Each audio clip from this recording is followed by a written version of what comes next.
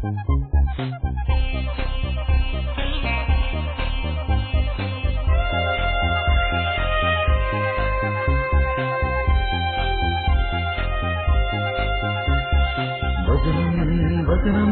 ദൈവത്തിൻ വചനം നന്മകൾ ചെയ്യാനറിയൂ വചനം.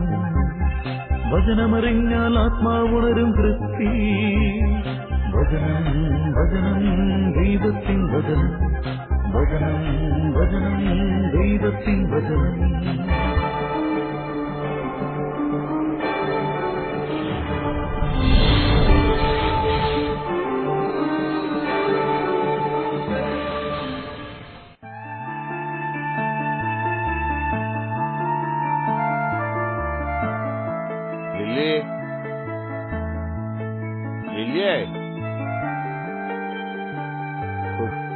ഇവിടെ പോയി കിടക്കണോ?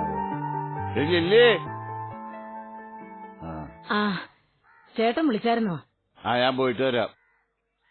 അതെ, ചേട്ടൻ എപ്പോ വരും തിരിച്ച്? കൃത്യസമയം പറയാൻ ഞാൻ പോണതേ സർക്കാർ ഉദ്യോഗത്തിനൊന്നുമല്ല, ഓട്ടം ഓടിക്കാനാ. ഓട്ടം കഴിയുന്നതനുസരിച്ചിരിക്കും തിരിച്ചുള്ള വരവ്. അല്ല, ഉച്ചയ്ക്ക് ഉണ്ണാനും വരില്ലേ? ഞാൻ മുൻകൂട്ടി അറിയിച്ചിട്ട് എന്ന് ഉണ്ണാൻ വരാറ്. എന്നാലും നിനക്കിപ്പോ എന്താ വേണ്ടത്? കൊറേ നേരം ആയില്ലോ. ചേട്ടൻ എന്തിനാ ഇങ്ങനെ കിടന്ന് ദേഷ്യപ്പെടുന്നത്? ഇന്ന് മോനെ ഹോസ്പിറ്റലിൽ കൊണ്ടുപോകേണ്ടതല്ലേ, ഞാൻ അതുകൊണ്ട് ചോദിച്ചതാ. നിനക്കത് നേരത്തെ പറയാൻ വേണ്ടായില്ലേ? ഞാനത് അങ്ങോട്ട് മറന്നുപോയി. ഞാൻ കരുതി ചേട്ടന് ഓർമ്മ കാണുന്നു. എങ്ങനെ ഓർത്തിരിക്കാനല്ലേ, 100 കൂട്ടം കാര്യങ്ങളാ തലയില്. ഇന്ന് വൈകിട്ട് വീടിന്റെ വാടക കൊടുത്തില്ലെങ്കിലേ ഹൗസ് ഓണർ ഒരടിക്ക് സമ്മതിക്കില്ല. വണ്ടിയുടെ CC അടയ്ക്കാഞ്ഞിട്ട് ആ ബാങ്കുകാരെ വിളിയോട് വിളിയാ. 2 മാസമായി CC അടച്ചിട്ട്. ഇതിനിടയില് ഇവിടത്തെ കാര്യങ്ങൾ നീ വേണ്ടേ ഓർമ്മിപ്പിക്കാൻ? ഇനിയിപ്പോ എന്താ ചെയ്യാ? 10,000-2,000 രൂപയെങ്കിലും വേണ്ടേ അവനെ കൊണ്ടുപോവാൻ? എന്തായാലും മോനെ ഇന്ന് കൊണ്ടുപോകാതെ പറ്റില്ല.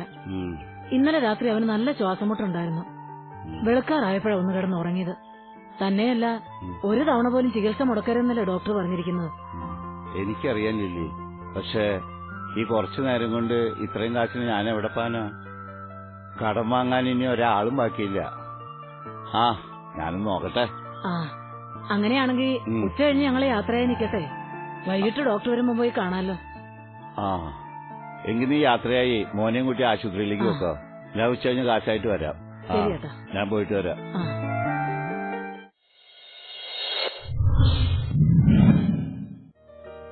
ഭാഗ്യവും നൈർഭാഗ്യവും, ജീവനും മരണവും, ദാരിദ്ര്യവും ഐശ്വര്യവും കർത്താവിൽ നിന്ന് വരുന്നു. പ്രഭാഷകൻ 11-ാം അധ്യായം 14-ാം വാക്യം.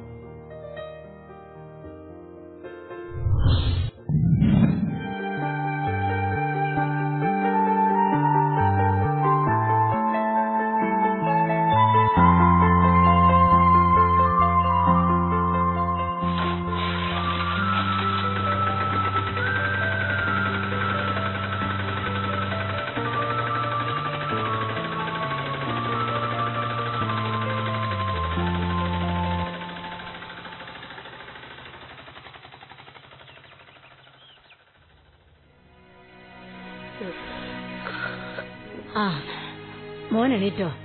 ചെന്ന് പല്ല് തേച്ചിട്ടോ. അമ്മ കാപ്പി എടുത്തു വയ്ക്കാം. എനിക്ക് വേണ്ട. വേണ്ടെന്ന് പറഞ്ഞാ എങ്ങനെയാ? മരുന്ന് കഴിക്കേണ്ടതല്ലേ? ചെല്ലേ.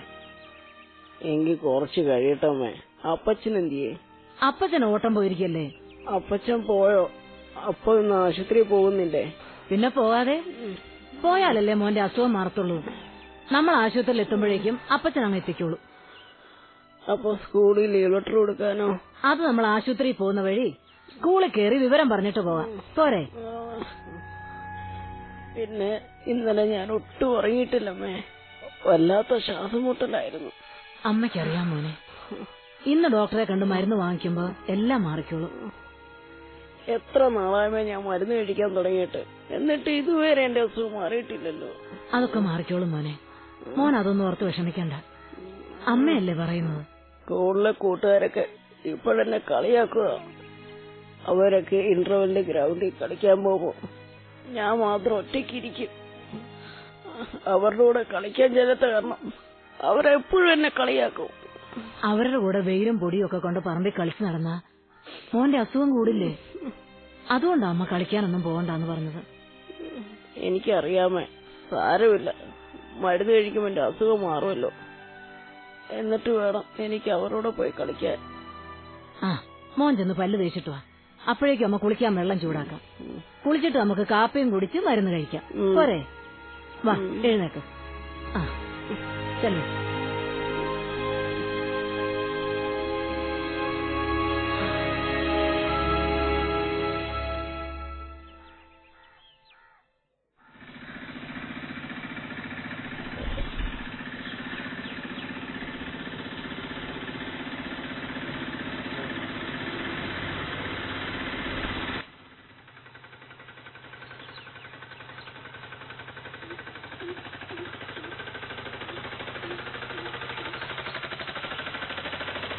ചേട്ടാ എവിടെ? ആ,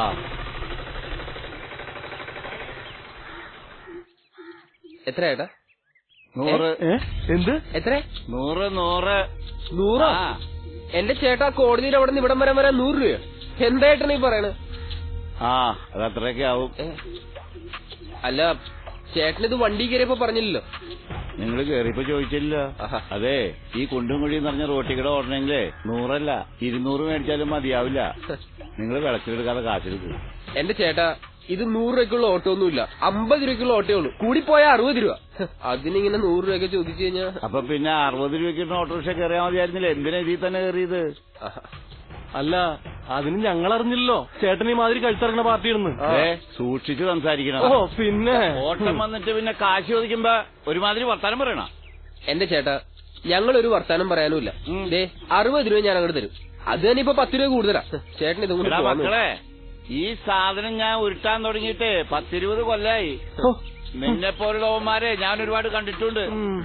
നിന്നെയൊക്കെ ഇവിടെ കൊണ്ടുവന്ന് ഇറക്കാൻ കഴിയുമെങ്കിലേ കൃത്യമായിട്ട് പൈസ വാങ്ങാൻ ഈ പൗലൊക്കെ അറിയാം. എന്റെ വണ്ടിയിൽ യാത്ര ചെയ്യണമെങ്കിലേ അതിന്റെ കൂലി തീരുമാനിക്കേണ്ടത് ഞാനാ, അല്ലാതെ യാത്രക്കാരൊന്നുമല്ല. 100 രൂപ തരലെടുത്ത് 60 രൂപ തരുള്ളൂ എന്ന് പറഞ്ഞ എന്ത് ന്യായടാ? ചേട്ടാ, ഞങ്ങളൊരു ന്യായക്കേടും പറഞ്ഞിട്ടില്ല. 60 രൂപ ചോദിക്കുന്നിടത്ത് 100 ചോദിക്കുന്നത് അന്യായം. ഓഹോ, അപ്പൊ രണ്ടാളും കൂടി പൗലോനെ ന്യായം പഠിപ്പിക്കാൻ വേണോ? ഒരു കാര്യം ഞാൻ പറഞ്ഞേക്കാം, മര്യാദക്ക് കാശ് തന്നിട്ട് സ്ഥലം വിട്ടോ, ഇല്ലെങ്കിൽ എന്റെ തനി സ്വഭാവം നീയൊക്കെ അറിയും. എനിക്ക് താനൊന്ന് അറിയിക്കണോ? ക്യാഷ് കിട്ടിയാ പോലെ. എടാ, എന്തിനാണോ ഇന്നാ തന്നെ ക്യാഷ് താൻ കൊണ്ടുപോ. അപ്പൊ ചോദിക്കുന്നവരെ ചോദിച്ചപ്പോ കാശ് കിട്ടി. തനിക്ക് കാശ് കിട്ടിയില്ലേ? നീ മാറി പോടോ. നീ പോ ചെല്ലേ. എടോ, ഇങ്ങനെ പാവങ്ങളെ പിഴിഞ്ഞ് കാശുണ്ടാക്കിയാലേ അതൊന്നും അനുഭവിക്കാനുള്ള യോഗം പോലും എനിക്കുണ്ടാവില്ല. അത് ഞാനങ്ങ് സഹിച്ചോളാം. നീ പോ. സംസാരിച്ചിട്ട് നിങ്ങളുടെ ജോലി എന്തു തന്നെയായിരുന്നാലും മനുഷ്യനെയല്ല ദൈവത്തെ സേവിക്കുന്നത് പോലെ ഹൃദയ പരമാർത്ഥതയോടെ ചെയ്യുവിൻ. കൊളോസ്സോസ് 3:23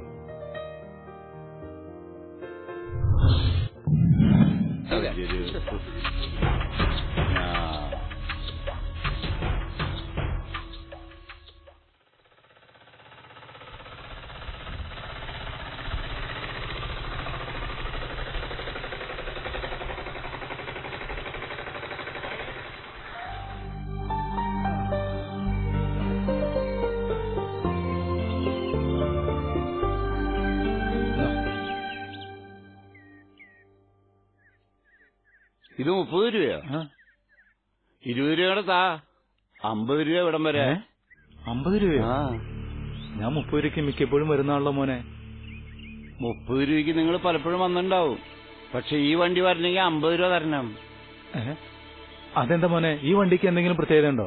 ഈ വണ്ടിക്ക് അങ്ങനെ പല പ്രത്യേകതകളും ഉണ്ടാവും. അതൊക്കെ നിങ്ങളോട് പറയേണ്ട കാര്യമില്ലല്ലോ. മര്യാദക്ക് കാശെടുക്കുക കാരണവരെ.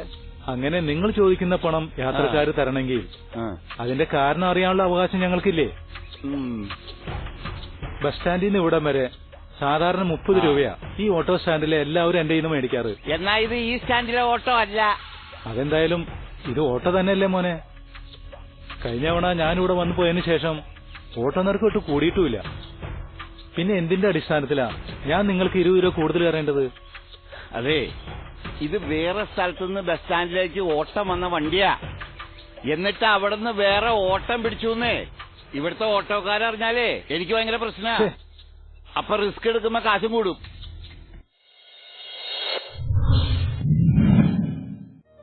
കള്ളം പറയുന്ന നാവ് നേടിത്തരുന്ന സമ്പത്ത് പെട്ടെന്ന് തിരോഭവിക്കുന്ന നീരാവിയും മരണത്തിന്റെ കെണിയുമാണ്. സുഭാഷിതങ്ങൾ 21 അധ്യായം 6 വാക്യം. എങ്കിൽ പിന്നെ നിങ്ങൾ ഇത് അവിടെ വെച്ച് പറഞ്ഞിരുന്നെങ്കിൽ ഇത്ര റിസ്ക് എടുക്കേണ്ട കാര്യം ഉണ്ടായിരുന്നില്ലല്ലോ. ഞാൻ വേറെ ഏതെങ്കിലും വണ്ടി വിളിക്കില്ലായിരുന്നോ? ചേട്ടാ ഇത് വലിയ കുരിശായില്ലോ. പ്രായമായ ആളല്ലേ, വേറെ വണ്ടി അന്വേഷിച്ച് നടക്കണ്ടല്ലോ എന്ന് കരുതിയാ ഞാനിതിനകത്ത് പിടിച്ചു വലിച്ച് കയറ്റിയത്. അപ്പൊ എനിക്ക് തന്നെ ഇത് കുരിശായല്ലോ. ദേ, ഇവിടെ ആരാ കുറ്റക്കാരെന്ന് എനിക്കറിയില്ല. പക്ഷെ എന്റെ ഭാഗത്ത് യാതൊരു കുറ്റവുമില്ല. നിങ്ങളുടെ വണ്ടിയിൽ ഞാൻ യാത്ര ചെയ്തിട്ടുണ്ടെങ്കിൽ അതിന് ന്യായമായിട്ടുള്ള കൂലി തരാൻ ഞാൻ ഒരുക്കുക. പക്ഷെ നിങ്ങൾക്ക് തോന്നുന്ന പോലെ ചാർജ് ഈടാക്കിയ അത് തരാൻ കുറച്ച് ബുദ്ധിമുട്ടാ. അത്രേ ഞാൻ പറഞ്ഞുള്ളൂ. കാരണവരെ 20 രൂപയ്ക്ക് വേണ്ടി തർക്കിച്ചേക്കാൻ എനിക്ക് നേരമില്ല. പോയിട്ട് വേറെ പണിയുള്ളാന്ന് മര്യാദയ്ക്ക് കാച്ചെടുക്കാൻ നോക്ക്. പോയിട്ട് ഒരുപാട് കാര്യങ്ങൾ എനിക്കും ഉള്ളതാ. പക്ഷേ കാശ് തരാൻ എനിക്ക് സൗകര്യമില്ല. ഇനി അതല്ല, നിങ്ങൾക്ക് പണം കിട്ടിയേ തീരുമെന്നുള്ളെങ്കിൽ വാ, നമുക്ക് നേരെ പോലീസ് സ്റ്റേഷനിൽ പോവാം. എന്നിട്ട് അവരോട് കാര്യം പറയാം. അവര് നിങ്ങൾക്ക് 20 രൂപ കൂടുതൽ തരാൻ പറയുകയാണെങ്കിൽ ഞാൻ അപ്പ തരാം. എന്തേ? അതുകൊള്ളാം. ഓ, തന്നെ പോലുള്ളവരെയൊക്കെ വണ്ടി കയറ്റിയതിന് എനിക്ക് ഇത് തന്നെ കിട്ടണം. തനക്ക് ഇനിയും വരെ എന്റെ വണ്ടി അന്വേഷിച്ച് അപ്പൊ തന്നെ എടുത്തോളാം. എനിക്ക് തരേണ്ട 20 രൂപ കൊണ്ട് താൻ രക്ഷപ്പെടുമെങ്കിൽ താൻ രക്ഷപ്പെട്ടോ? അല്ലെങ്കിലും തന്നോടൊന്നും പറഞ്ഞിട്ട് ഒരു കാര്യമില്ല. തന്റെയൊക്കെ തനി സ്വഭാവം അറിയാതെ വണ്ടി കയറ്റിയ എന്നെ പോലുള്ള പാവപ്പെട്ട ഓട്ടോറിക്ഷക്കാരെ പറഞ്ഞാൽ മതി. ഞാൻ പോണ്. തന്നോടൊക്കെ തർക്കിച്ചേക്കുന്ന സമയമുണ്ടെങ്കിൽ എനിക്ക് വേറെ 4 ഓട്ടം പിടിക്കാം. ഓരോരുത്തന്മാര് കാലത്ത് വന്ന് കേറിക്കോളും.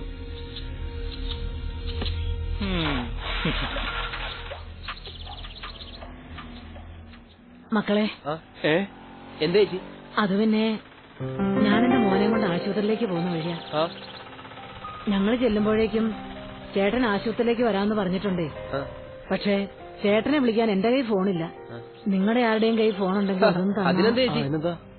ചേച്ചി നമ്പർ 9846 03 06 07. അതാ ബെല്ലുണ്ട് ചേച്ചി.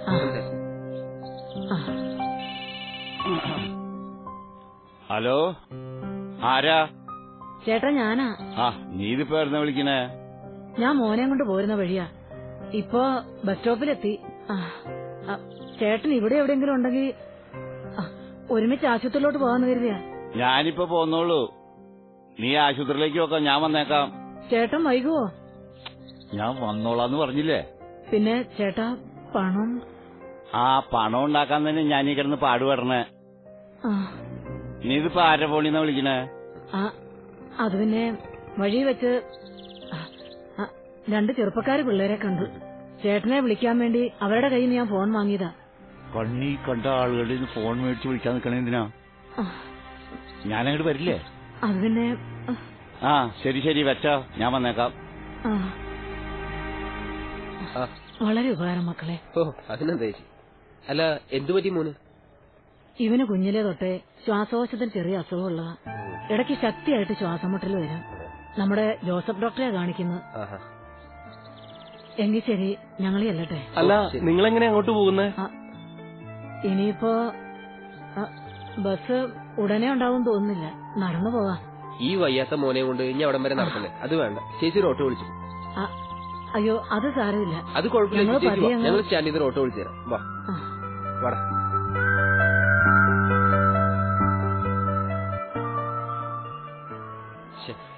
ചേച്ചി, ചേട്ടന്റെ ഫോൺ സ്വിച്ച് ഓഫാ.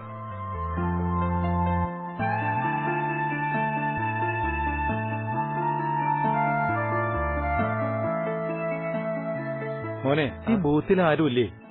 അറിയില്ല പാപ്പ. എന്താ ക്യാഷ് കൗണ്ടറിൽ ഒരു തിരക്ക്. 1 മണിക്കൂർ ക്യൂ നിന്നിട്ടാ ബില്ലൊന്ന് അടയ്ക്കാൻ പറ്റിയത്. എന്നിട്ടിപ്പോ രക്തം പരിശോധിക്കാൻ ചെന്നപ്പോ അവിടെ അതിലേറെ തിരക്ക്. നിന്ന് മനുഷ്യന്റെ കാല് വേദനിച്ചിട്ട് വയ്യ. സത്യത്തിൽ ഇല്ലാതായിട്ടൊന്നുമില്ല. പ്രഷറും ഷുഗറും കൊളസ്ട്രോളും എല്ലാം ഉണ്ട്. ഇവിടെ വന്ന് ആകെ മൊത്തം ഒന്ന് അഴിച്ചു പണിതിട്ട് പോകും. അല്ല ഇതെന്താ മോള് വിഷമിച്ച് നിൽക്കണേ? മോൾക്ക് എന്താ അസുഖം? എനിക്കല്ല, എന്റെ മകന് അസുഖം. അല്ല അപ്പൊ ഇതാരാ? ഇത് അത് പിന്നെ ഈ ചേച്ചിയുടെ മോൻ വഴിക്ക് വെച്ച് ബോധം കെട്ടി വീണപ്പോ ഒരു സഹായത്തിന് വേണ്ടി കൂടെ വന്നാ. ഓ നല്ല കാര്യം മോനെ. ആ മോന് എന്തു പറ്റി? മോന് ചെറുപ്പം മുതലേ ശ്വാസകോശത്തിന് കുഴപ്പമുള്ളതാ. ഇടയ്ക്ക് ശ്വാസം മുട്ടൽ വരും. സ്ഥിരമായിട്ട് ഇവിടെ അവനെ കാണിക്കുന്നത്. ഇന്നും അതുപോലെ ചെക്കപ്പിനും ഉണ്ടെന്നതാ. എന്നിട്ട് മോനിവിടെ? അത് പിന്നെ ഇങ്ങോട്ട് പോരുന്ന വഴി മോന് പെട്ടെന്ന് ശ്വാസം മുട്ടൽ വല്ലാതെ അങ്ങ് കൂടി. അത് വന്നതും തലവിറ്റി വീണു. ഇപ്പൊ നെബുലൈസേഷൻ ചെയ്യാൻ വേണ്ടി കിടത്തിരിക്കുക. ചിലപ്പോ കുറച്ചു ദിവസം കിടത്തേണ്ടി വരുന്ന ഡോക്ടർ പറഞ്ഞു. മോള് വിഷമിക്കില്ലേ? ഒന്നുമില്ലെങ്കിലും തക്ക സമയത്ത് ഹോസ്പിറ്റലിൽ എത്തിക്കാൻ കഴിഞ്ഞല്ലോ. സഹായിക്കാൻ ഇവരും തയ്യാറായല്ലോ. അതുകൊണ്ട് എല്ലാം ഇനി ഡോക്ടർമാര് നോക്കിക്കോളും. മോനൊന്നും വരില്ല. അതെ, മോള് സമാധാനിക്ക്. അല്ല റൂം ഏതാ കിട്ടിയത് നിങ്ങൾക്ക്? അത് അഡ്മിഷൻ എടുത്തിട്ടില്ല. ചേട്ടൻ പണവുമായി വന്നിട്ട് വേണം. അതുവരെ മോനെ എങ്ങനെ ഇരുത്താൻ പറ്റുമോ? മോള് ചെന്ന കൗണ്ടറിൽ കാര്യം പറയേ. അതല്ലേ ചേട്ടാ, ഇപ്പൊ തന്നെ ഡോക്ടറിനെ കണ്ടതിന്റെ അവന് മരുന്ന് കൊടുത്തതിന്റെ ഒന്നും പണം അടച്ചിട്ടില്ല. അത് കൊടുക്കാതെ ഇനി അവര് സമ്മതിക്കുമെന്ന് തോന്നുന്നില്ല. അപ്പോ പണമില്ലാതെയാണോ ആസ്പത്രിയിൽ വന്നത്? ചേട്ടൻ പണവുമായി വരാന്നാ പറഞ്ഞിരിക്കുന്നത്. ഒരുപക്ഷെ പണം മുഴുവൻ ശരിയായി കാണില്ല, അതായിരിക്കും വൈകുന്നത്. ഞാൻ വിളിച്ചു പറഞ്ഞിട്ടുണ്ട്, ചേട്ടൻ ഇങ്ങനെ എളുപ്പം വരും. ഇനിയിപ്പോ അത് കാത്തിരുന്ന് സമയം കളയണ്ട മോളെ. കൗണ്ടറിൽ അടയ്ക്കാനുള്ള പണം ഞാൻ തരാം. മോളെ മോള് ഇത് കൊണ്ടേ അടക്കേ. മനുഷ്യന്റെ ദാനധർമ്മത്തെ മുദ്രമോതിരത്തെ എന്ന പോലെ കർത്താവ് വിലമതിക്കുന്നു. അവന്റെ കാരുണ്യത്തെ കണ്ണിലെ കൃഷ്ണമണി പോലെ അവിടുന്ന് കരുതുന്നു. പ്രഭാഷകൻ 17-ാം അധ്യായം 22-ാം വാക്യം. അയ്യോ, ഇതൊന്നും വേണ്ട. ചേട്ടൻ ഉടനെ വരും, എന്നിട്ട് അടച്ചോളാം. മോളെ എന്റെ കയ്യിൽ നിന്ന് കാശ് വാങ്ങിക്കുന്നതിന് മോള് നാണക്കേടൊന്നും വിചാരിക്കണ്ട. ചെലവാക്കാനോ കൊടുക്കാനോ വേറെ ആരും ഇല്ലാത്തവനാണ് ഞാൻ. വെറും ഒരു ഒറ്റത്തടി. നല്ല പ്രായത്തിലൊരു വിവാഹം കഴിച്ച് കുടുംബമായിട്ട് കഴിഞ്ഞിരുന്നെങ്കിൽ ഒരുപക്ഷെ എനിക്കിപ്പോ നിന്റെ പ്രായത്തിലൊരു മകളുണ്ടായേനെ. അതുകൊണ്ട് സ്വന്തം അപ്പച്ചൻ തരുന്നതായിട്ട് കരുതി മോളിതങ്ങ് വാങ്ങിക്കി. ഇത് പോരെങ്കി ഇത് കൊണ്ടുപോയി പണയം വെക്കുകയോ വിൽക്കുകയോ എന്താന്ന് വെച്ചാ ചെയ്തു. അയ്യോ, ഇതൊന്നും വേണ്ട. ചെല്ല്, ഇത് വച്ചോ. ചെല്ല് ചെല്ല് മോളെ.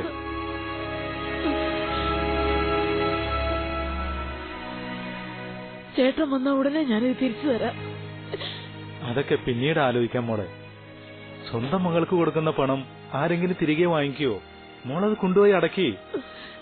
എങ്കിൽ ഞാൻ വാർഡ് ബുക്ക് ചെയ്തിട്ട് വരാം. വാർഡൊന്നും വേണ്ട മോളെ, റൂം എടുത്താ മതി. ശ്വാസം മുട്ടലുള്ള കുഞ്ഞുങ്ങളെ വാർഡിൽ കിടത്തിയാൽ ഇൻഫെക്ഷൻ ഉണ്ടാവാൻ സാധ്യത കൂടുതലാ. അതുകൊണ്ട് റൂം തന്നെ എടുത്താ മതി. ചെല്ല്. അല്ലെങ്കിൽ വേണ്ട, ഞാനും കൂടെ വരാം. വാ മോനെ. എടാ അവന്റെ പണമില്ലെന്ന്. എടാ അതൊന്നും കുഴപ്പമില്ല. എടാ കുഴപ്പമില്ലെന്ന് ദേ അപ്പാവൻ സഹായിച്ചു. ബില്ലൊക്കെ ഇപ്പൊ തന്നെ അടയ്ക്കാം. ഇതെന്റെ കൂട്ടുകാരനാ, പണത്തിന് വേണ്ടി പോയേക്കായിരുന്നു. ഞങ്ങൾ ഒന്നിച്ചാ മോനെ കൊണ്ട് വന്നു. വാ മക്കളെ വാ. വായിച്ചു.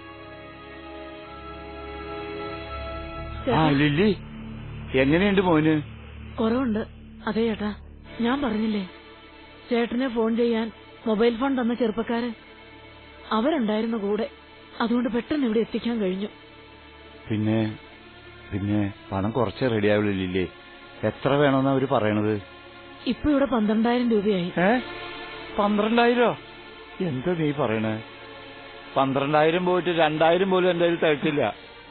ഇവിടുത്തെ ഇതുവരെയുള്ള ബില്ലൊക്കെ അടച്ചു ചേട്ടാ. ബില്ലടച്ചുന്നോ? ആ. എങ്ങനെ അടച്ചു?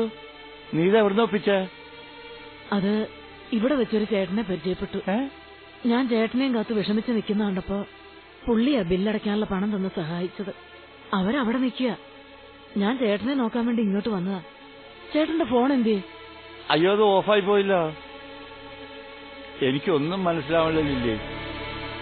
റോഡിൽ നിന്ന് ഇവിടം വരെ ചെറുപ്പക്കാർ സഹായിച്ചു എന്നും ഇവിടെ ബില്ലടയ്ക്കാൻ വേറൊരു ചേട്ടൻ സഹായിച്ചു എന്നൊക്കെ പറയുന്നത് എനിക്കൊന്നും മനസ്സിലാവണില്ല. ചേട്ടൻ ഇങ്ങകത്തേക്ക് വന്നേ, അവരെ ഞാൻ കാണിച്ചു തരാം. പിന്നെ ചേട്ടാ, ആ ചേട്ടൻ നല്ലൊരു മനുഷ്യനാ.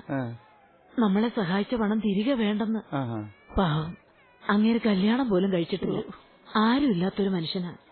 പക്ഷേ നല്ലൊരു മനസ്സിനുടമയാ. പിന്നല്ലാതെ. അല്ലെങ്കിൽ ഇപ്പോഴത്തെ കാലത്ത് ഇങ്ങനത്തെ മനുഷ്യരുണ്ടോ? ആ ചേട്ടൻ വാ.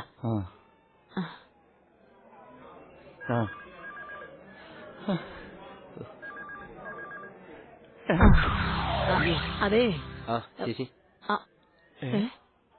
ചേട്ടാ ഇതാ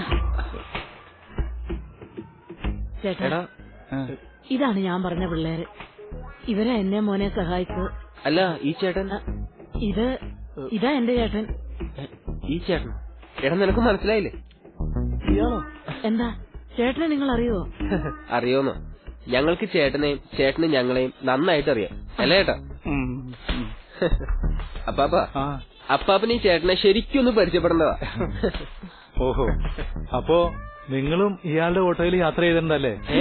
അല്ല അത് എടാ അപ്പ ഈ അപ്പാപ്പന് യാത്ര ചെയ്തിട്ടുണ്ട് അല്ലേ പാപ്പ? മോളെ അങ്ങ് മോന്റെ അടുത്തേക്ക് ചെല്ലേ, ഞങ്ങള് പുറകെ വന്നോളാം.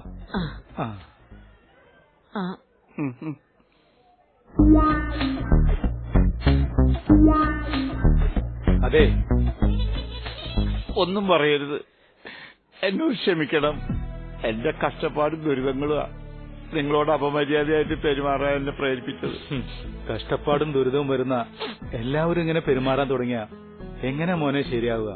ദൈവത്തെ ഓർത്തൊന്നും പറയരുത്. നിങ്ങളോട് അപമര്യാദയായിട്ട് പെരുമാറിയിട്ടും എന്റെ ഈ ഒരു അവസ്ഥയിൽ എന്റെ കുടുംബത്തിന് സഹായമായിട്ട് എത്തിയത് നിങ്ങളെ ദൈവം അനുഗ്രഹിക്കും. എന്നോട് ക്ഷമിക്കണം. എടാ, ഞങ്ങൾക്ക് നിന്നോട് ഒരു വഴക്കൂല അല്ലേ മക്കളെ? പിന്നല്ലാതെ, ഞങ്ങൾക്കൊരു വഴക്കൂല. വാ ചേട്ടൻ വാ.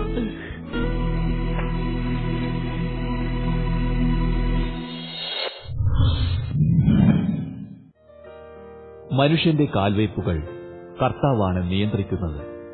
തന്റെ വഴി തന്നെത്താൻ ഗ്രഹിക്കാൻ മർത്യന് കഴിയുമോ? സുഭാഷിതങ്ങൾ 20-ാം അധ്യായം 24-ാം വാക്യം.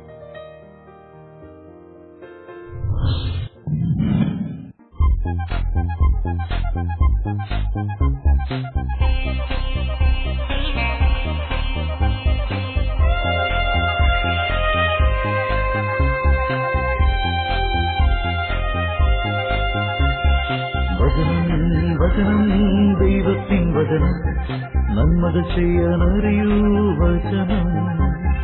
വചനമറിഞ്ഞാൽ ആത്മാവുണരും തൃപ്തി.